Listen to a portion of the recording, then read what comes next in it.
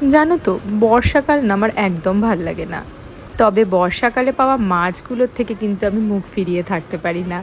যেমন লোটে মাছ। লোটে মাছ আমার ভীষণ পছন্দ, আর তার মধ্যে যদি এরকম বেশি করে ঝাল দিয়ে আর বেগুন দিয়ে লোটে মাছের বেশ মাখা মাখা একটা ব্যাপার হয়, খেতে যে কি ভালো লাগে। এই যে রসুন, শুকনো লঙ্কা আর কাঁচা লঙ্কাটাকে ভেজে বেটে নিলাম না, এটাই কিন্তু রান্নার টেস্টটাকে একদম অন্যরকম করে দেবে। এখানে বেগুনটাকে আমি নুন হলুদ দিয়ে ভালো করে লাল লাল করে ভেজে নেব। লোটে মাছের মধ্যে না পেঁয়াজটা একটু বেশিই লাগে, তাই বেশি করে একটু পেঁয়াজ কুচি দিয়েছি। পেঁয়াজ বাটা দেবে না কিন্তু, তাহলে না অনেক জল বেরোবে আর জল শুকোতে অনেক সময় লেগে যাবে। এরপরে বাটা মশলাটা নুন, হলুদ, কাশ্মীরি লঙ্কা গুঁড়ো দিয়ে মশলাটা কিছুক্ষণ ভেজে নিয়ে লোটে মাছটা দিয়ে দিয়েছি।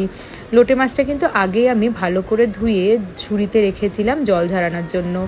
আর আমি কিন্তু এখন পর্যন্ত নুন অ্যাড করিনি। যখন বেশ কিছুটা জল মরে যাবে তখন নুন আর বেগুনটা অ্যাড করব।